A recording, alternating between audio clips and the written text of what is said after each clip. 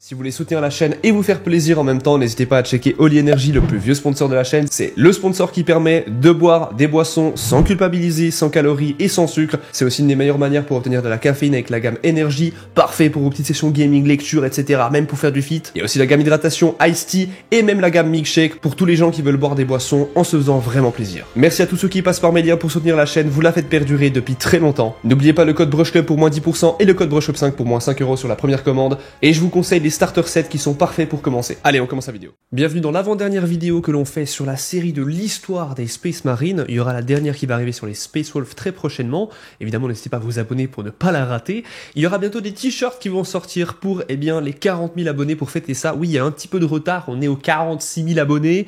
Je vous l'accorde, j'ai pas été au top. J'ai eu des petits soucis à gérer tout ça. Ça prend plus de temps que prévu, mais ce sera de qualité française. Tout est frais en France. On respecte notre patrie et en plus de ça, mes très chers frères, eh bien, ce sera vraiment très stylé. C'est tout ce que je peux vous dire. Je vous mets une petite image juste là. Il y aura plusieurs versions. Il y aura aussi des pulls, des t-shirts en blanc et en noir. On fait très simple pour cette sortie-là. Au moment où vous regardez ces vidéos, ils sont pas encore dispo, mais ça arrivera avant la fin du mois. Donc, je tenais à vous montrer ça un petit peu en détail. Et si vous voulez soutenir la chaîne, checkez comme d'habitude les liens dans la description avec Holy Energy, le plus vieux partenaire de la chaîne que vous connaissez.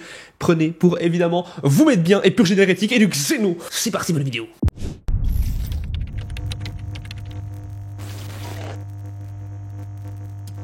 L'histoire martiale de la Légion est relativement bien documentée, et il en reste encore beaucoup dans les archives jusqu'aujourd'hui, ce qui contraste fortement avec d'autres légions. À l'instar des autres proto-légions créées à la fin des guerres d'unification sur l'ancienne Terra, la Légion des Aéronènes s'était préparée et armée en vue du grand travail qui l'attendait. Et son équipement et son organisation initiaux suivaient de près le modèle standard établi pour toutes les légions Space Marines au début de la Grande Croisade. Sa base de recrutement était relativement étendue, avec des éléments provenant de toute la Terre antique, à la fois des zones où les impériaux ont longtemps maintenu les troupes, comme les villes de la plaque Cavitine, et d'anciens blocs ennemis comme Solus Stellax. En particulier, la culture guerrière et la brutalité notoire de la population de l'ancienne Albia, qui a fourni un nombre important de recrues pour la 10e. Et c'est l'une des nombreuses raisons au caractère précoce de la Légion. Utilisée dans le cadre des forces de frappe dans les dernières étapes des batailles sur l'ancienne Terra elle-même, ses premiers honneurs de combat individuels furent enregistrés dans le système Sol, contre les mutants nommés Citer, de l'agrégation Mycane en orbite profonde et de l'extermination de l'enclave Xeno Liasks, une engeance cachée sous la glace d'Oberat. Lors de ces deux engagements précédents, la 10e s'était révélée être une force d'attaque sans remords et très disciplinée, parfaitement capable d'opérer avec une coordination remarquable et une colère bien ciblée pour atteindre des objectifs tactiques et stratégiques. En ces deux occasions, la Légion avait vaincu un ennemi puissant avec relativement peu de pertes malgré une très forte résistance, et tout en opérant dans des conditions environnementales dangereuses. En raison des contraintes de ces deux environnements de combat, le premier étant un vaisseau Space Hulk fabriqué par l'homme, et le second les cavernes sans air et gelées du monde mort, ces victoires, bien que notables, ne servaient pas encore à distinguer le style particulier de guerre auquel elle allait plus tard devenir célèbre. Il faudra plutôt attendre le troisième engagement à grande échelle de la Légion, la fameuse invasion de la planète désignée 0134, ou communément appelée la bataille de la Rouille. Et c'est à ce moment-là que les dons martiaux particuliers de la 10e sont mis en évidence, et ce avec une force implacable. La planète 0234 était un monde aride et désolé, riche en dépôts pyrochimiques, avec des déserts d'oxyde et des restes corrélés de vastes villes mortes depuis longtemps. Afin d'exploiter ces ressources, les orques du puissant et en expansion empire griffe tordue de Wardog Kulo, un empire qui s'étendait sur plus de 60 systèmes stellaires, habité jusqu'au nord-est galactique de Seraphina, avait fait de Rouille une colonie esclave minier comprenant des millions d'orques et une vaste population changeante d'esclaves humains qui furent tous capturés lors de raids interstellaires. Repéré par le libre marchand Edric Zuckerman et identifié comme une des principales cibles de la Grande Croisade, c'est dans ce domaine alien que les forces combinées des légions, avec l'empereur à leur tête, ont frappé avec une force dévastatrice en 807.M30 dans ce qui était à ce stade précoce l'offensive de masse la plus répandue de l'époque. L'offensive Seraphina, qui a établi le futur modèle d'attaque des territoires orques largement répandus par la suite, a utilisé les forces des 11 légions entières de Space Marine et des centaines de régiments de l'armée impériale afin d'attaquer des dizaines de mondes tenus par les orques aussi simultanément que les caprices du transitoire le permettaient. Cette offensive se fit en gardant les forces Xeno fragmentées et isolées de toutes afin qu'elles puissent être détruites en détail. La tâche de prendre le monde stratégique de Rouille et d'y libérer la population humaine asservie, de près d'1 milliard selon certaines estimations, a été confiée à la 10e Légion, qui fut soutenue par deux groupes de combat secondaires, l'un composé des Vélites Turchiens de l'armée impériale et l'autre du couvent algentif de la Legio Cybernetica. Après s'être déjà mesuré à la menace sauvage de la race orque lors des batailles moins importantes, les forces de la 10e Légion, sous le commandement de leur seigneur commandant Amadeus Duquesne, ont élaboré un plan d'attaque qui devait beaucoup à l'habileté redoutable et impitoyable de l'ancien Alpia. Une tactique connue sous le nom de marteau et de la tempête. Après avoir forcé un débarquement par la puissance brute de leur vaisseau depuis l'orbite, Duquesne ordonna aux soldats urchiens d'atterrir sur la planète en pleine force. Il les a fait se regrouper dans une zone de déploiement triangulaire, à plusieurs kilomètres de chaque côté de la planète désolée entre les 3 plus grandes colonies orques. Ils avaient réussi à soulever la tempête. Les orques, dont les milliers d'habitants étaient les plus touchés par l'attaque en orbite, ont déversé leurs guerriers pour attaquer les envahisseurs. En quelques heures, la plaine était devenue un bain de sang de balles et d'obus, de machines déchiquetées et de cratères remplis de corps brisés, humains et orques. Malgré les appels au renfort ou à la retraite, Duquesne attendit d'être sûr que le gros des forces des orques était pleinement engagé. Une force se regroupant comme une marée de fourmis noires en nombre suffisamment important pour être visible de l'orbite comme une tache qui s'étend. Et c'est à ce moment que Duquesne put répondre avec la puissance de sa légion. Il serait le marteau. En utilisant des vaisseaux de combat pour faire abattre les aéronefs orques qui balayaient le ciel au-dessus de la bataille, la 10e a ouvert un trou dans la horde orque et a déployé toute sa puissance blindée en un seul fer de lance. Un fer de lance composé principalement de chars lourds Malcador, Mauler et Land Raider. À l'ombre de ces géants blindés, les escadrons et les dreadnoughts de la Légion se sont formés en rangs serrés et disciplinés, avançant comme une masse unique, se déplaçant lentement, envoyant un torrent implacable de puissance de feu. La Légion continua ainsi, à l'unisson, comme une immense moissonneuse à travers un champ de grains mûrs, détruisant tout sur son passage. Elle s'est alors écrasée et a avancé perpendiculairement aux lignes de défense impériales à moitié débordées. La Legio Cybernetica et les propres escadrons de motojets de la Légion se déployant dans son sillage afin d'éliminer toute poche de survivants, mais surtout pour garder les flancs et l'arrière du marteau. Les orques sont venus se battre et mourir à plusieurs reprises. En réponse, la 10e se réarma et se reforma, les rencontrant en contre-attaque ouverte, déchaînant leur soif de sang et leur rage refoulée sur l'ennemi jusqu'à ce que la plaine désolée soit étouffée par les corps et les machines de guerre brisées. Après des jours de combat quasi continus, les vagues d'assauts extraterrestres se sont réduites et se sont prolongées, jusqu'à ce qu'elles s'érodent et s'arrêtent enfin. Les orques de rouille n'avaient pas perdu la volonté de se battre, mais avaient simplement manqué de guerriers et de machines à dépenser. À la fin de la bataille, la Légion avait perdu moins d'un cinquième de ses effectifs, un chiffre bien inférieur à celui auquel on aurait pu s'attendre si elle avait été forcée d'attaquer les anciens paysages urbains qui furent percés par la guerre, et de les prendre un par une attrition exténuante. Les Urchiens avaient également subi de lourdes pertes au début de la bataille, mais par la suite, ils n'avaient été employés que pour garder les zones de débarquement, ainsi que les lignes de ravitaillement pendant que la 10e combattait. Et beaucoup d'entre eux eurent finalement été épargnés, ce qui a permis de faire de Rouille un grand triomphe également en raison de peu de sacrifices consentis pour l'atteindre. Après avoir acquis une grande notoriété sur Rouille, la 10e a continué à pratiquer avec succès la fameuse tactique du marteau et de la tempête, et ils le firent face à de nombreuses troupes d'orques, ce qui lui a valu une réputation guerrière sans remords et hautement coordonnée. Les stratégies de développement de la 10e ont été étudiées et copiées à des degrés divers par plusieurs autres légions, comme la 4e et la 13e dans les campagnes contre les orques de la Griffe Tordue, et aussi par la suite. Cette émulation n'était cependant pas universelle, et certaines légions ont ignoré les succès de la 10e simplement parce qu'ils ne correspondaient pas à leur tempérament ou à leur style de combat. Certaines avaient déjà fait preuve d'un manque de discipline, du type de celui dont la 10e avait fait preuve pour l'emporter. Très vite, avec ses victoires et ses tactiques, cette fameuse 10e Légion se forgea une identité dans la bataille, et le surnom de marcheurs de la tempête leur a été donné par les Urchiens qui, je le rappelle, sont venus les voir avec une crainte presque superstitieuse. Mais on ne saura jamais ce que cette progression indépendante aurait pu donner, car peu d'années après la destruction des orques de l'Empire de Griffe Tordue, la nouvelle était tombée que le primarque de la 10e Légion avait été retrouvé dans un monde froid et impitoyable, un monde nommé Médusa.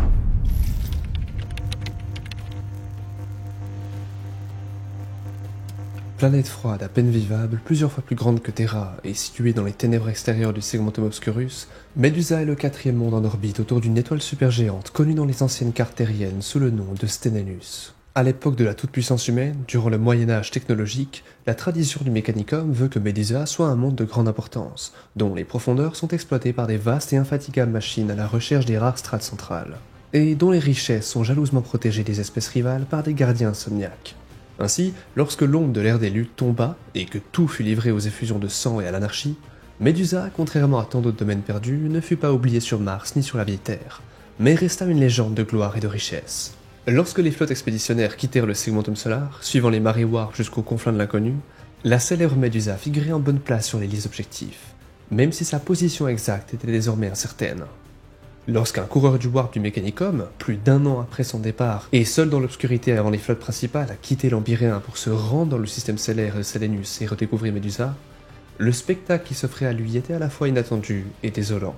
L'ensemble de la sphère intérieure du système était jonché de débris de vaisseaux brisés, de brouillards de poussière de silicate, de carcasses mortes et de planétoïdes fracturés, tous aussi froids et silencieux que la tombe. Autour de Medusa elle-même, le légendaire Telstarax, la colossale station orbitale qui encerclait la planète et qui avait ceinturé Medusa à la chambre de la technologie afin de piller ses richesses ainsi que les transports dans l'espace sur d'immenses tapis roulants, n'était plus qu'une ruine torturée, dont une grande partie était retombée sur la planète avec une force sans aucun doute catastrophique. Alors que le coureur du Warp s'approchait de la planète, il fut assailli par de nombreux dangers, allant de soudaines burrasques ioniques à des mines au fonctionnement erratique, en passant par des systèmes d'armes autonomes, anciens mais toujours mortels, qui étaient cachés dans les champs de débris. Et cela même endommagé, il continua à avancer, attiré par la mythique Medusa. Atteignant une orbite proche, il a balayé l'atmosphère épaisse et enveloppante, jetant son regard dur sur la planète en contrebas. Il découvrit un monde presque sans vie, secoué par une instabilité tectonique dangereuse et quasi constante.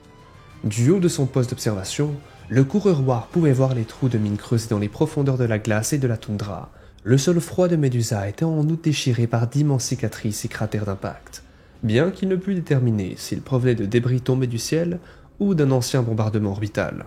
Il entendait aussi des signaux, les fantômes du trafic Vox dont les langues à moitié familières et des codes de quantique technologiques déformés, et parallèlement des augures enregistraient les battements de cœur épars des réacteurs thermiques rudimentaires, mais tout de même massifs au cœur d'énormes machines rampantes sur les terres brisées de Medusa. La signature éthérée et éparse de la vie humaine. La gloire de Medusa de la chambre de la technologie n'est plus qu'un amas de ruines et de roches stériles, ses richesses ayant été dépensées et arrachées pendant l'ère des luttes.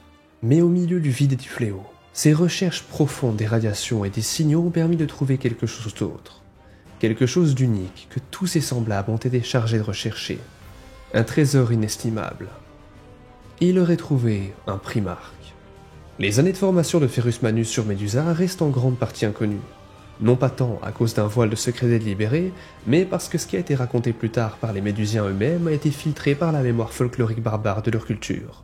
Tandis que la Gorgone elle-même était taciturne à ce sujet, sauf peut-être avec l'empereur. La Gorgone est le nom donné à Ferrus Manus. Nombreux sont ceux qui, après avoir étudié la formation des Primarques, ont établi des parallèles entre les conditions dans lesquelles Vulcan s'est retrouvé sur Nocturne et Ferrus Manus sur Medusa. Tous deux se trouvaient sur des mondes sauvages et stériles, déchirés par des conditions hostiles, et tous deux abritaient des cultures primitives, longtemps coupées du monde pendant l'ère des luttes.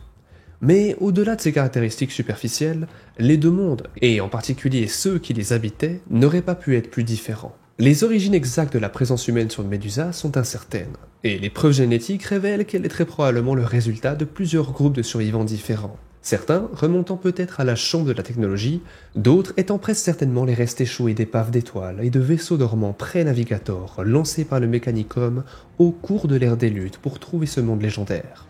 Ces survivants antagonistes, confrontés aux conditions de vie quasi invivables créées par le climat rigoureux de la planète, sa géologie violemment instable et l'absence de flore et de faune indigène, se sont tous transformés en sauvages technobarbares. De plus, contraints à une existence nomade par un paysage en perpétuel mouvement où les chaînes de montagnes et les mers peuvent se former ou se défaire en une saison, les Médusiens ont retenu par cœur et enveloppé dans une foi dégénérée et superstitieuse basée sur les faibles souvenirs duquel de la machine, un ensemble très inégal de connaissances sur la fabrication d'armes, la cybernétique et la mécanique, mais auraient perdu tout semblant de civilisation au-delà de celle du chasseur-cueilleur le plus basique. Ils se sont donc constitués en clans mobiles et semi-tribaux, dont les plus importants étaient centrés sur les gigantesques engins terrestres fortifiés, basés en partie sur d'anciens modèles de machines d'exploitation minière et de récolte, à partir desquels les groupes de pillards et de butineurs partaient à la recherche des maigres ressources et faisaient une guerre incessante contre les autres clans. C'était un peuple sauvage et impitoyable, des esclavagistes et des tueurs, pour qui la lutte pour la survie était une lutte implacable et sanglante dans laquelle seuls les forts prospéreraient. C'est dans ce milieu que Ferrus Manus est arrivé. Mais si l'on en croit les contes populaires de Medusa, ce n'est pas dans les rangs des clans qu'il est tombé pour la première fois. Ce n'est pas dans les rangs des clans qu'il est tombé pour la première fois dans un flamboiement de lumière qui a déchiré le ciel gris de la planète, mais dans les régions polaires du Nord, brisant le Karachi, le pinacle de glace noire. Ce lieu était l'un des nombreux endroits que les Médusiens considéraient comme la demeure maudite des ondes maléfiques, des morts et des monstres à la peau de fer qui sommeillaient dans les légendes.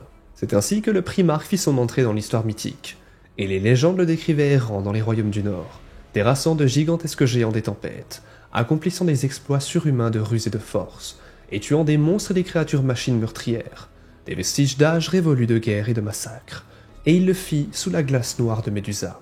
La plus célèbre de tous ces femmes mettait en scène l'horreur immortelle du grand ver Asirnoth, dont la peau de vif argent avait marqué le Primarque dans ses racines mortelles, et recouvrait désormais perpétuellement les mains et les avant-bras du Primarque, ce qui lui donnant son nom commun. Lorsque la Gorgone, comme on l'appelait, sortit des royaumes interdits de Médusa déchirés pour frapper les clans disparates de son monde afin qu'ils se soumettent à son autorité, il était déjà considéré comme un dieu vivant pour les indigènes. Mais s'il n'exigeait pas des Médusiens qu'ils ne vénèrent et ne faisaient rien pour l'encourager, il exigeait l'obéissance à sa volonté et brisait dans le sang tous ceux qui contestaient sa parole. Il n'a pas non plus apaisé les conflits, ni apporté la paix sur la planète, mais il a donné aux révérends de fer, les prêtres, mi-technoprêtres, mi-chamans, qui répondaient aux besoins spirituels et technologiques des clans, les fruits de sa propre invention en échange des secrets qu'il avait gardés des générations en génération. Grâce aux enseignements de la Gorgone, les clans ont alors forgé de meilleures armes et de machines plus puissantes, avec lesquelles ils se sont battus pour prouver leur valeur et survivre. Ferrus Manus a également incité les guerriers les plus courageux des clans à s'enfoncer dans les royaumes gelés du sous-sol, à ouvrir des voûtes scellées depuis longtemps et à pénétrer dans les fragments ensevelis sous la glace des grandes machines qui avaient plongé du ciel dans les temps anciens. Ils devraient le faire à la recherche de pièces de rechange et de métal résistants. Dans les profondeurs, les bandes des guerriers et les géants aux yeux d'argent qui les dirigeaient ont combattu des mutants dégénérés, des cyborgs morts-vivants dont la chair décomposée pendait en lambeaux sur des corps de métal corrodés, et ont maîtrisé les machines obscures des âges cauchemardesques qui les avaient précédés pour s'emparer de leur butin. Lorsque l'empereur Dieu vint les réclamer pour la Grande Croisade, Ferrus Manus était à la fois chef de guerre, demi-dieu et sage pour le peuple de Médusa. Et l'on dit qu'il l'attendait, et qu'il se doutait plus qu'à moitié du but de sa création. Lorsque le Primarque prit la tête de sa légion, il utilisa, comme la plupart des autres Primarques, son monde d'accueil comme base et principal quartier général de sa légion. Ce faisant, il a forcé le mariage entre le peuple méduséen et la 10e légion fondée par les Terriens, créant quelque chose de nouveau qui partageait des aspects des deux précédents et éradiquant avec une impitoyabilité sanglante tous ceux qui ne se plieraient pas à sa volonté. Là où il y avait eu des chapitres, il y aurait désormais des clans, mais il ne s'agissait pas d'une simple union symbolique, et les Space Marines terriens reçurent l'ordre de supplanter la domination temporelle et spirituelle des clans existants de la seule manière que les Médusiens connaissaient, par la force brute. Les Aeronens devinrent donc les nouveaux Médusiens, les Space Marines marchant parmi eux comme des demi-dieux, et les peuples des clans nomades sous leur emprise se battant et mourant non seulement pour survivre, mais aussi pour que leurs enfants se montrent dignes de rejoindre les rangs de la Légion. L'installation des Aeronens sur Médusa et l'instauration de la conformité impériale n'ont guère contribué à atténuer les difficultés, à mettre un terme au conflit ou à défaire les superstitions barbares des autochtones. Ferrus Manus y a veillé, car les épreuves et les difficultés de la vie sur Médusa ont permis de séparer les faibles des forts, et de s'assurer que seuls les recrues les plus aptes physiquement, les plus combatives et les plus psychologiquement adaptées rejoindraient les rangs de sa légion. Pour compenser le défaut potentiel de la faible population de Médusa, Ferrus Manus a veillé à ce que sur les mondes humains récalcitrants, tous ces Aeronens avaient conquis par la force. Il préleva ainsi à perpétuité une dîme sur les jeunes hommes forts, les prenant au début de l'adolescence et sélectionnés à sa demande par des prêtres mendiants du Mechanicum pour rendre hommage à Médusa. Ils étaient là pour vivre, lutter, combattre et survivre s'ils étaient assez forts, comme 109 pour ses clans, et s'ils s'en montraient dignes, comme aspirant à sa légion lorsqu'ils atteindraient leur majorité. C'est ainsi que l'héritage sanglant et la sombre credo de Médusa furent transmis aux générations successives des Aeronens, qui en firent une arme d'une impitoyabilité sans pareille.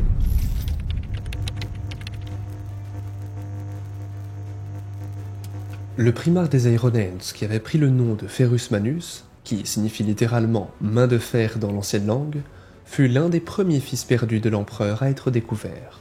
Et comme Horus et Reus avant lui, il s'était élevé pour devenir un chef de guerre à part entière dans le monde où il avait atterri. Médusa était un royaume froid et stérile, poussé pendant d'innombrables générations à des guerres incessantes par les privations et les épreuves. Mais comme une grande partie de la vieille terre avant l'ascension de l'empereur, alors que sa culture avait régressé dans la barbarie et les ténèbres, elle avait conservé une grande partie de ses traditions mécaniques et technologiques, bien qu'imprégnées de superstitions et de rituels. Ferrus Manus était passé rapidement de chef de guerre planétaire à général de la Grande Croisade, aidé par sa fin évidente pour la tâche qui lui était confiée, ainsi que par son intelligence sans compromis et son application diligente à cette grande vocation. En quelques années à peine, Ferrus Manus se vit transférer le contrôle total de la 10e Légion dont il prit le commandement corps et âme, la renommant et la reforgeant à son image. Balayant d'un seul coup une grande partie de ce qui avait précédé en termes d'organisation, le primarque démonta la 10e avec la précision et l'intention avec lesquelles un artisan pourrait déconstruire une pièce mécanique, reconfigurer ses composants et les rassemblant d'une manière plus à son goût. La 10e, sous le commandement du primarque, allait devenir peut-être plus que toute autre légion, une véritable machine de guerre. Une machine construite sur mesure, peu subtile, efficace et dédiée à une méthode de guerre particulièrement brutale et directe. Sous sa tutelle et sa direction, la préférence déjà évidente de la Légion pour l'ordre et le combat systématisé fut recentrée et augmentée, tandis que le primarque, voyant sans doute un écho de sa propre âme au sein des légionnaires astartès qui portaient son sang, maîtrisa la source de colère et d'orgueil qui brûlait dans le cœur de la Légion, avec des chaînes incassables de discipline, de logique et d'ordre. En réponse aux valeurs de leur primarque, les Aeronens nouvellement rebaptisés valorisaient la supériorité en termes d'armes et d'armement autant que le zèle, la bravoure ou la discipline. Et la Légion possédait une concentration d'expertise technologique rarement égalée par les autres légions. La victoire par les moyens les plus directs et les plus efficaces possibles était le mantra de la Légion. Elle serait la poigne qui écraserait les ennemis de l'humanité, aussi insensible et froidement implacable que la main de fer qu'elle avait si justement prise pour nom. Dès le début, il était clair que Ferrus Manus serait un maître sévère mais constant. Le primarque ne tolérait absolument pas l'échec et était prompt à la colère, mais se contrôlait aussi de façon rigide et rationnelle dans l'application de la source de la colère qui n'était jamais loin sur la surface de ses pensées et de ses actions. Pour sa légion, tout comme il avait été sur la Médusa pour ses habitants barbares, il était la Gorgone, un personnage des mythes devenu réalité, un être dont la force et l'intelligence étaient plus que surhumaines, dans les veines duquel du métal chaud coulait comme du sang, et dont le regard argenté, disait-on, pouvait tuer. Rapide à mépriser et félicitant rarement, Ferrus Manus a établi des normes absolument intransigeantes pour sa légion, qu'il considérait d'ailleurs comme une extension de son propre corps et de sa volonté. En vérité, le primarque s'en tenait à ces mêmes normes incomparables et méprisait la duplicité et la dissimulation autant que la faiblesse. Et pour ces raisons, plus que pour tout autre, les guerriers de la 10e l'aimaient comme des fils et un père au cœur dur, et dont les louanges valaient pour eux plus que n'importe quel laurier de victoire. Très vite, grâce à l'influence du primarque, une mentalité s'est cristallisée au sein de la Légion qui faisait que l'échec chez les Aeronens était perçu comme de la faiblesse. Et la faiblesse était le plus grand péché. La faiblesse avait conduit à la terreur de la vieille nuit, tout comme sur Médusa, les faibles mettaient en danger ceux qui les entouraient dans la bataille quotidienne pour la survie. La faiblesse menaçait tout le monde. Lorsque cette faiblesse se manifestait chez d'autres qui succombaient à la dégradation du corps ou de l'esprit, au point de nier la Grande Croisade et de menacer ainsi la sécurité de l'humanité, elle engendrait la haine la plus froide chez les Aeronens. De même, si une faiblesse était constatée dans leur propre rang, dans ceux de leurs aspirants ou dans ceux qui combattaient à leur côté, elle était purgée, de sorte que seuls les plus forts restaient et se renforçaient ainsi. Tel était le credo dur et absolu que le père des Aeronens avait inculqué à ses enfants. Avec la Gorgone à leur tête, la légion des Aeronens était rapidement devenue célèbre pour sa capacité à affronter de front les ennemis de la Grande Croisade. Elle avait acquis la réputation d'une légion impitoyable et calculatrice à son apogée. Là où le vacarme de la bataille était le plus fort et le choc des armes le plus absolu et direct. S'appuyant sur les talents et les tactiques dont la 10e avait déjà fait preuve, Ferrus Manus et les Aeronens excellaient dans la guerre de haute intensité, tant contre les adversaires technologiquement avancés que contre des espèces xénos telles que les orques, dont la puissance physique pure et les grands nombres constituaient une menace écrasante pour le succès de la Grande Croisade. L'empereur ayant reconnu cette capacité dans les Aeronens, et le défi que représentaient ses ennemis étant apprécié par Ferrus Manus et sa légion, la 10e de fer, comme elle fut communément appelée, fut délibérément déployée sur les fronts de bataille où des engagements contre des armées massives de machines de guerre avancées étaient probables, créant ainsi un effet circulaire, qui fit que la Légion devint à la fois plus spécialisée dans son domaine de prédilection et de plus en plus demandée comme l'arme préférée de la Grande Croisade pour répondre à ce besoin. En conséquence, les adversaires habituels de la Légion au combat comprenaient souvent des factions humaines intransigeantes qui résistaient activement à l'unification et qui avaient conservé une partie de la puissance technologique du Moyen-Âge technologique. Dans de tels conflits, Il était courant par nécessité stratégique que les Aeronens combattent étroitement aux côtés d'éléments des légions titaniques du Mechanicum, avec lesquels ils partageaient une relation culturelle héritée de Medusa. Et au fil des années de combat, ces liens d'allégeance se sont renforcés.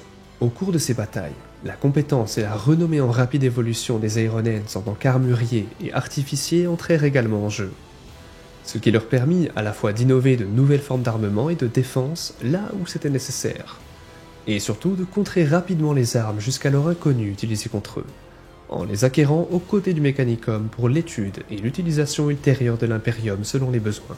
La Grande Croisade verra également les Aeronens servir directement aux côtés de nombreuses autres légions, souvent employées comme troupes de choc dans les grandes campagnes, ainsi qu'en tant qu'élément supérieur d'un groupe d'armées plus important.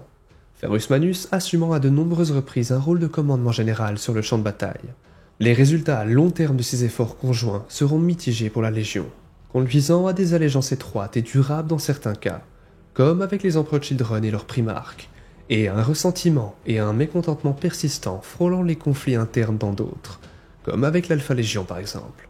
En contrepoint des points forts des Aeronens, il était devenu évident au fil du temps qu'il y avait certaines voies de guerre et certaines exigences de la Grande Croisade auxquelles les Aeronens n'étaient absolument pas adaptés, que ce soit par leur doctrine ou leur tempérament. Là où sur Rouille, la 10e avait été consciente du coût de ses tactiques pour ses alliés, ces subtilités étaient désormais oubliées, considérées comme une faiblesse qui ne serait plus tolérée. Mieux valait maintenant payer le prix sanglant sur le champ de bataille. Et cela était le raisonnement des Aeronens, plutôt que de risquer le prix de l'unification de l'humanité et de la paix qui en résulterait un jour. Outre la notoriété que cette position leur apporta, en particulier auprès des éléments de l'armée impériale, les Aeronens ont acquis également une réputation de plus en plus en conflit auprès de leurs camarades des autres légions, car ils manquaient à la fois de patience avec les autres et de subtilité d'action, tant en la personne de leur primarque qu'en celle des membres de la Légion. Si le malaise que ces facteurs négatifs provoquaient dans certains milieux était encore loin de l'amertume et de la méfiance que suscitait la soif de sang presque incontrôlable des World Eaters, ou le coût catastrophique des arts de la guerre pratiqués par la Death Guard, ou encore les soupçons créés par l'imprévisibilité inconstante des White Scars, l'impitoyabilité des Aeronens au combat et leur indifférence apparemment sans pitié pour le prix de la victoire faisaient d'eux des conquérants et non des libérateurs. Ce fait a été reconnu par les Aeronens eux-mêmes et par l'empereur qui les a employés en conséquence. Il est également vrai que Ferrus Manus et sa légion ne se souciaient guère des détails de la Grande Croisade. Ils considéraient leur tâche comme claire, étendre les frontières de l'Imperium et détruire tous ses ennemis. Rien de plus.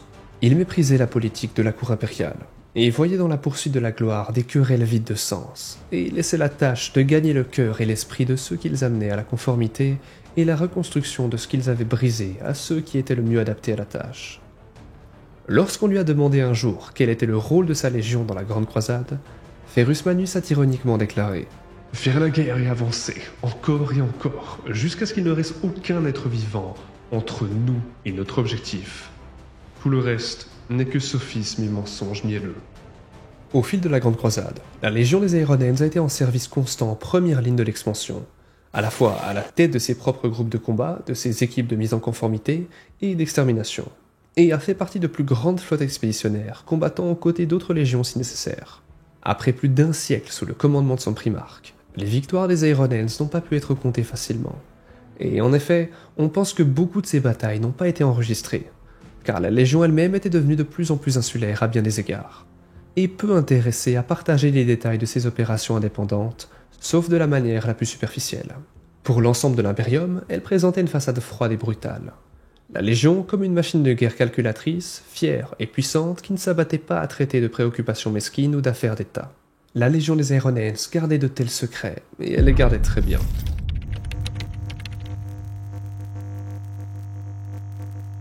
Bien qu'il était considéré comme l'un des meilleurs et des plus anciens commandants de campagne de l'Imperium, et un individu d'une grande fierté parfois acerbe, Ferrus Manus ne montra aucun signe extérieur de mécontentement à l'égard de la promotion d'Horus Lupercal au-dessus de lui en tant que maître de guerre.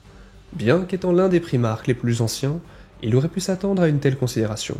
Lui et sa légion ont continué à servir étroitement avec les Sons of Horus après l'ascension de ce dernier, et sont restés un élément clé dans les déploiements stratégiques du maître de guerre pendant les dernières années de la Grande Croisade. Bien qu'ils aient fait partie de l'orbite proche des traîtres et qu'une camaraderie particulière se soit développée entre Ferrus Manus et le primarque Fulgrim des Empereurs Children, les Aeronens ne se sont jamais totalement engagés dans les sombres conspirations qui allaient déchirer l'Imperium.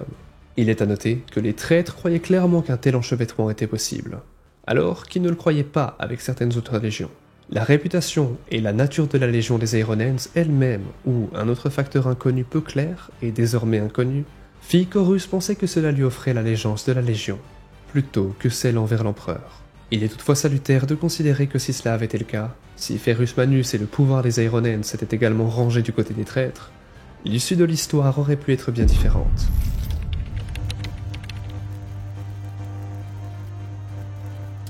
L'amitié entre Ferrus Manus et Fulgrim fut forgée à leur première rencontre, puis trempée au cours de longues campagnes au nom de l'empereur.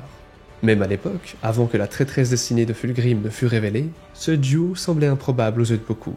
En effet, le ruste maître des Aeronens devait offrir un contraste saisissant aux côtés du vaniteux primogéniteur des empereurs Chidron. Pourtant, ce lien était réel, peut-être même le seul véritable lien d'amitié que Manus avait noué avec l'un de ses frères primarques, tant son caractère le rendait difficile à apprécier. Pourtant, ces affinités ne devraient guère être surprenantes. Fulgrim, comme Manus, aspirait à la perfection, bien que l'un par l'élégance raffinée et l'autre par une rudesse sans concession. Ainsi, il paraît probable que même si Horus n'avait pas ordonné à Fulgrim de tenter de rallier Manus à la cause de la rébellion, le Phénicien aurait pris l'initiative de le faire. Bien sûr, Manus donna à Fulgrim la seule réponse dont il était capable, brisant à jamais une amitié et mettant en branle une tragédie qui brûlerait au cœur d'un âge noyé par le malheur. Cependant, la question de ce qui aurait pu se produire si Manus avait préféré son frère à son père demeure fascinante. Si les Aeronens avaient juré allégeance à Horus à l'aube de l'hérésie, le futur de la galaxie aurait certainement été bien différent de celui que nous connaissons actuellement.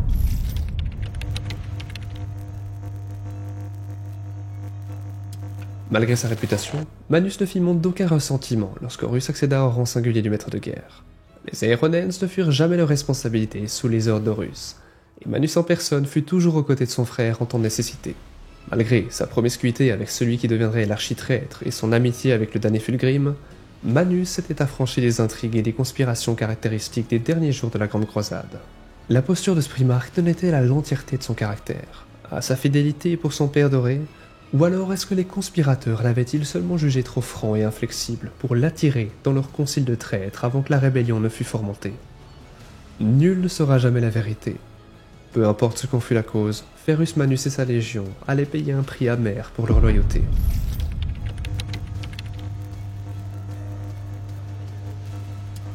La Grande Croisade ne pouvait durer éternellement. Le fier Horus, premier des fils de l'empereur, troqua sa loyauté contre la vanité et les dieux hérétiques. En secret et grâce à la perfidie, Horus rallia à sa cause nombreux de ses frères primarques, organisant ses forces jusqu'à ce qu'il fût prêt à frapper. Ce qui est souvent considéré comme le premier coup de feu de l'hérésie en est aussi le plus tristement célèbre. Sa trahison révélée par les purges des loyalistes et le bombardement viral d'Isvan III. Horus établit son grand stratagème dans les plaines volcaniques du monde voisin d'Isvan V afin de se préparer à l'inévitable contre-coup. Voyant dans les méfaits d'Horus la ruine de tout ce que l'empereur s'était efforcé d'accomplir, Rogaldorn détacha 7 légions ainsi que des éléments de la sienne pour écraser la rébellion. Jusqu'alors, seuls 3 frères primarques d'Horus, Angron, Fulgrim et Mortarion, l'avaient suivi ouvertement dans la damnation. Envoyer une telle force contre 4 légions déjà meurtries par le fratricide relevait moins de la nécessité militaire que d'un message ferme destiné à résonner dans tout l'Imperium. Hélas, sur les 7 légions envoyées, les Night Lords, les Iron Warriors, les World Bearers et l'Alpha Légion avaient toutes secrètement juré loyauté à Horus et se laissèrent distancer par l'élan vertueux des vaisseaux loyalistes. De surcroît, les Imperial Fils de Dorn furent immobilisés dans le Warp et privés de la vengeance qu'ils avaient appelée. Pour les Salamanders, les Aeronens et la Ravenguard, Isvan V s'était muni en d'énormes mâchoires d'un piège prêt à se refermer sur les légions. Alimenté par la rage, Manus, commandant les Aeronens, les Salamanders et la Ravenguard, désirait ardemment attaquer. Mais on ignore s'il ordonna l'assaut malgré les invitations à la prudence de Vulcan ou Corax, ou s'il tint compte de leur avis et attendit que les renforts fussent en approche. Quoi qu'il en fût, ces 3 légions lancèrent l'assaut. Les Aeronens étaient encore sous le choc d'une attaque surprise des empereurs Chidron, sans oublier le choc pour Ferrus Manus de la trahison personnelle de son ami Fulgrim. Cependant, on ne saurait exclure qu'un ressentiment longtemps contenu attisait l'œil de Manus. Des visions de ce qu'il serait advenu si le manteau du maître de guerre lui avait été échu, plutôt qu'à Horus. Des visions qui obscurcissaient son jugement. Malgré tout, l'assaut sur Isvan V se déroula selon les plans de Manus. À peine le bombardement orbital s'était-il tu que les premiers modules d'atterrissage tombaient telle une grêle de fer sur les sables noirs. Les explosions ne cessaient d'éclore comme autant de fleurs amères sous la riposte antiaérienne. Mais l'assaut était si intense que ces blessures n'étaient que des égratignures sur le cuir d'un titan de la vengeance.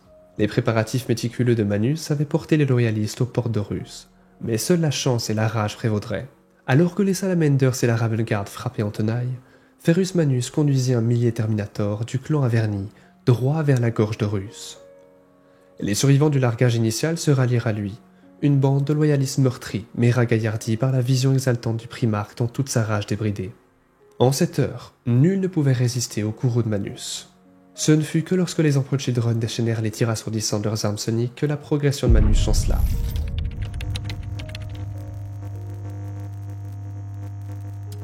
La bataille s'enlisait, une impasse sanglante d'une ampleur sans précédent. Toutefois, Manus était épargné par la fatigue. Étudiant l'arrivée des Night Lords, de l'Alpha Légion et des World Bearers ainsi que des Iron Warriors, il jugea que l'orage était passé, et il établit alors de nouvelles stratégies qui garantiraient une victoire méritée. Alors, les nouveaux venus retournèrent leurs armes sur les loyalistes malmenés de Manus, et les rêves de triomphe se changèrent en cauchemars. La tête de pont de Manus, plus que précaire, se mua en désastre. Malgré tout, il refusa d'autoriser une retraite. Là où un esprit plus froid se serait efforcé de sauver quelque chose de l'horreur en cours, Manus ne vit qu'un impensable échec mis à nu et pressa l'assaut avec les forces qui le suivraient. Peut-être en aurait-il aidé autrement sans la présence de Fulgrim, dont le rire moqueur brisa les dernières entraves de son sang-froid. L'éclatement de la confiance qui avait existé entre les deux frères s'avéra au-delà de tout ce que Ferrus Manus pouvait supporter. Et l'amour fraternel se gâta pour devenir une haine dévorante. Tandis que les forces loyalistes étaient massacrées par leurs alliés de la veille, Ferrus Manus affronta Fulgrim en combat singulier. On raconte qu'ils s'échangèrent les coups les plus douloureux portés durant ces jours sombres. Le duel est gris par une longue amitié foulée aux pieds. Manus savait certainement qu'il était surclassé, car il avait été tailladé par une centaine de blessures, alors que Fulgrim était indemne et que chacun de ses coups de marteau possédait une vigueur surnaturelle. Néanmoins, Manus lutta, son épée lame de feu tintant douloureusement sur l'armure de son frère, n'envisageant à aucun moment l'éventualité de la défaite jusqu'à ce que Fulgrim portât un ultime coup décapitant. On raconte que Fulgrim hésita ce funeste instant, sa malice mise à nu devant son âme une ultime fois. Les archives impériales ne mentionnent pas ce scrupule. Il s'agit là d'un mystère de plus engendré en cette heure de carnage effréné.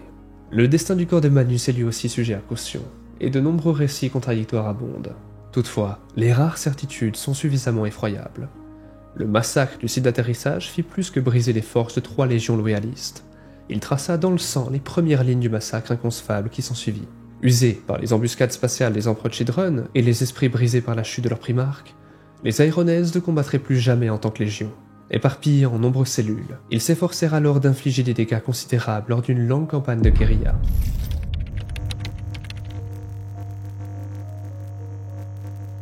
Au tout début des résidus russes, Ferrus Manus et sa légion tombèrent dans le piège tendu par Horus et ses alliés, si bien que leur héritage autrefois flamboyant faillit disparaître.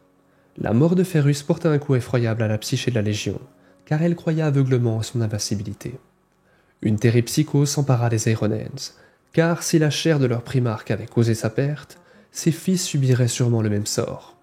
D'autres se tournèrent vers les technologies détenues par Ferrus Manus, déchaînant d'épouvantables bestes cybernétiques et ressuscitant leur propre mort lors d'un processus baptisé « Tourner les clés de l'enfer ». De la 10e de fer, il ne resta qu'une légion brisée, la rigidité laissant place au doute et à une soif inextinguible de vengeance.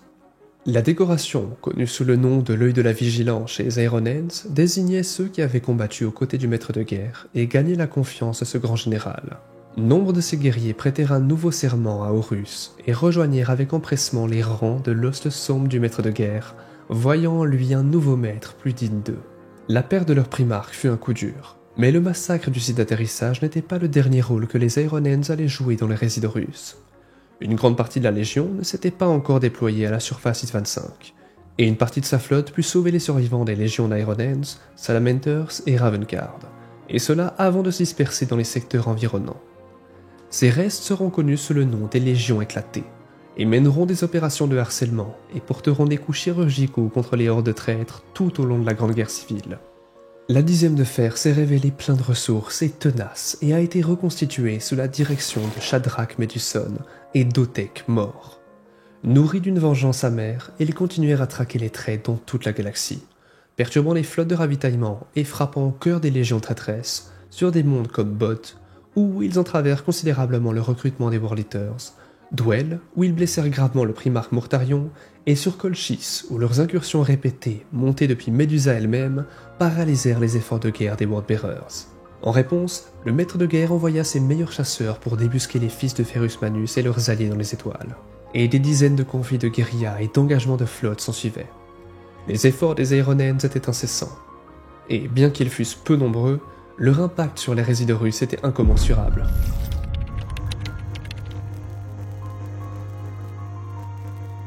Ayant perdu tous ses vétérans au cours de l'assaut désastreux contre Is 25, les Aeronens se sont repliés vers Medusa. Leur colère était dirigée contre ceux dont la défection avait poussé leur primarque à sa perte, et elle ne cessa de grandir avec le temps. Ce ressentiment s'étendit même aux légions loyalistes qui n'avaient pas su protéger l'empereur, car les Aeronens étaient persuadés que les choses se seraient déroulées différemment s'ils avaient été plus proches de Terra. Se réfugiant dans leur courroux, les Aeronens se sont servis de cette émotion pour se protéger davantage encore contre les dangers de la défaillance, et ceci devint le maître mot de leur dévotion. Ils employèrent tous les moyens nécessaires afin de détruire la moindre forme de faiblesse qu'ils percevraient chez eux ou chez les autres, et le firent sans remords, convaincus d'agir ainsi pour le bien de ceux qu'ils défendaient.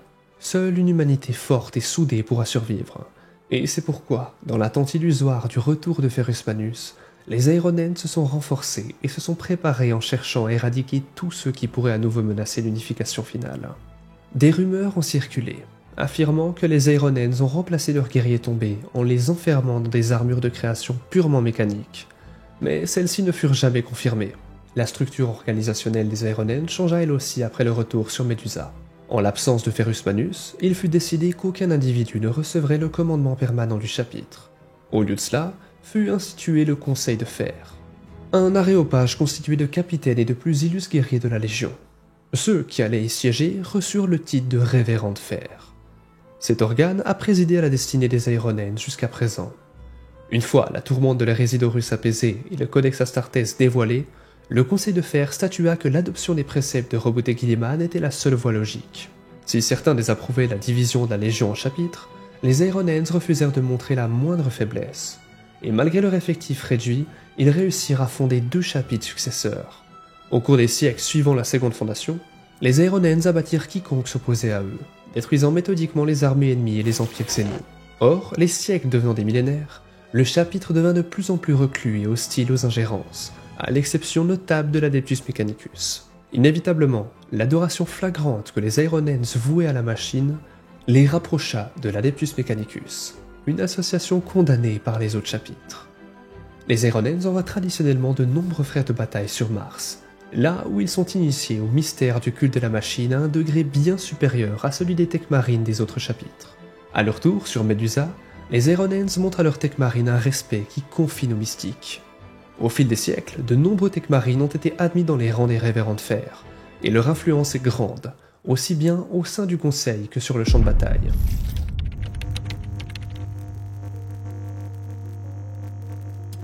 Pendant 10 millénaires, depuis la fin de l'hérésie, les Aeronens ont résisté à l'hostilité de la galaxie.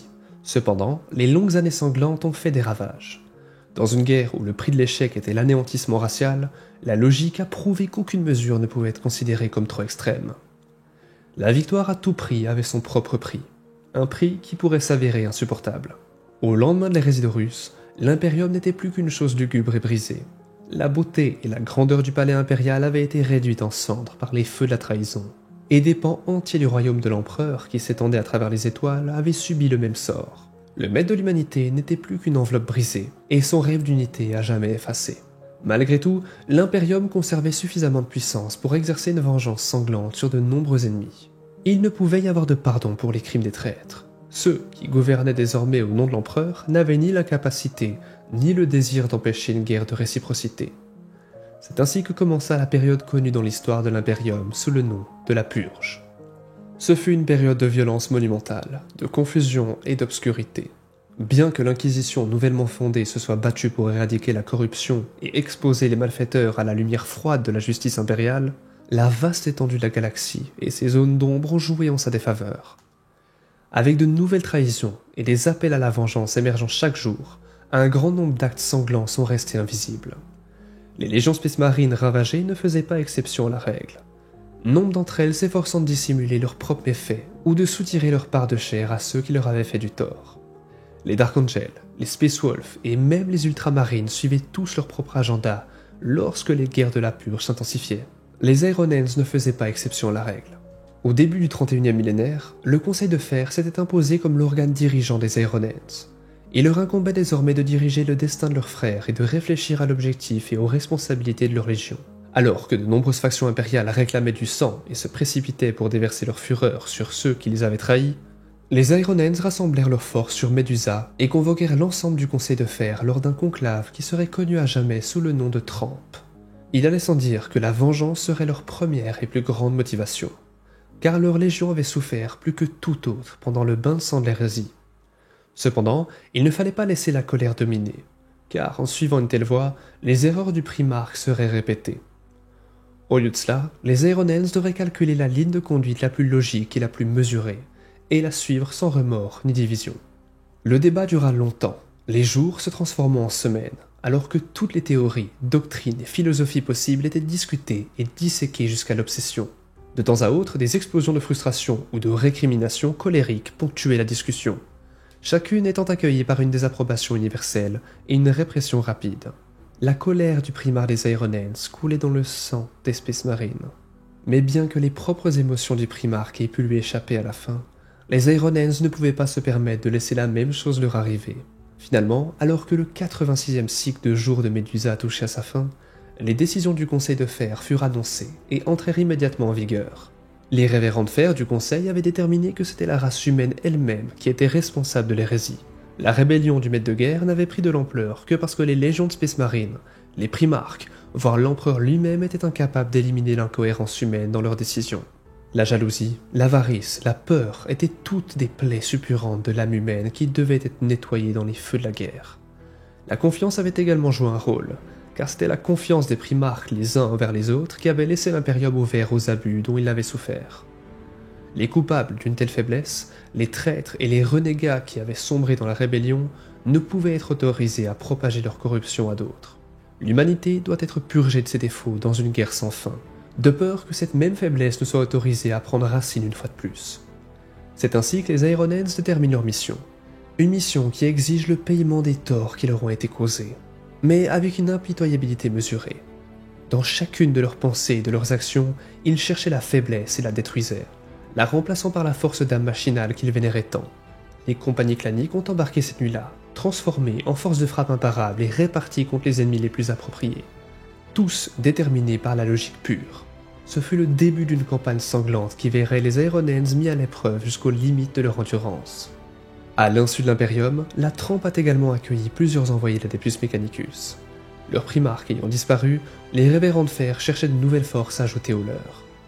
La prêtrise de Mars et ses légions titaniques ont longtemps combattu aux côtés des Ironens à l'époque de la Grande Croisade et de l'hérésie, forgeant ainsi des liens de plus en plus forts. Les Ironens voyaient dans les dévots de l'Omni-Messie un miroir de leur propre doctrine, celle de la primauté de l'acier sur la chair, un allié fiable qui ne tomberait pas dans l'orgueil et la fierté comme l'avaient fait les fanfarons des Emperor Children. Le Conseil de Fer a donc jugé logique d'offrir à l'Adeptus Mechanicus des liens militaires plus étroits que jamais. En échange de l'alliance et de la protection des Ironens, la prêtrise martienne leur accorderait un accès sans précédent au mystère sacré de l'Omni-Messie, augmentant ainsi les connaissances de leur tech marine bien au-delà de celles possédées par leur homologue de toutes les autres légions de Space Marine. À la fin de la Trempe, la voie de Mars serait ratifiée comme une position officielle au sein du Conseil de Fer lui-même, et sera toujours occupée par une triade d'adeptes de haut niveau. Si vous êtes encore là, écrivez F Medusa en commentaire, parce qu'évidemment c'est un endroit très très compliqué pour vivre, mais surtout merci à tous ceux qui ont regardé, qui ont commenté, qui ont liké pour l'algorithme comme d'habitude. N'hésitez pas à vous abonner pour ne pas rater les prochaines vidéos, prenez soin de vous, et surtout checkez dans la description les commentaires épinglés pour tous les partenaires de la chaîne, ça nous soutient moi et mon équipe énormément, on vous remercie, on a énormément de nouveautés qui vont arriver, de nouveaux formats, on va prévoir des formats hebdomadaires qui arriveront de manière assez régulière, on aura des nouveaux rendez-vous chaque semaine qui seront le vendredi et le dimanche, il y aura une vidéo d'annonce très prochainement, alors restez connectés, ne ratez pas ces informations que vous voulez n'allez pas rater. Faites-moi confiance là-dessus, je peux vous assurer qu'il y aura du très très lourd au niveau format. On a hâte de vous présenter tout ça. On est vraiment en train d'essayer d'étendre le contenu, toujours autour de Warhammer, du lore, mais aussi avec d'autres univers que l'on compare, parce que simplement, j'aime plein de choses, j'aime plein d'univers, plein de séries, et je veux vous partager tout ce que j'aime grâce à cette magnifique communauté, à cette chaîne YouTube qui me permet de partager qui je suis, de partager ce que j'aime, ce que vous aimez, parce que du coup on résonne un petit peu là-dessus. Et voilà, bref, j'ai trop d'énergie, écoutez comme d'habitude. Prenez soin de vous, à très vite, l'empereur protège. Ave Imperator!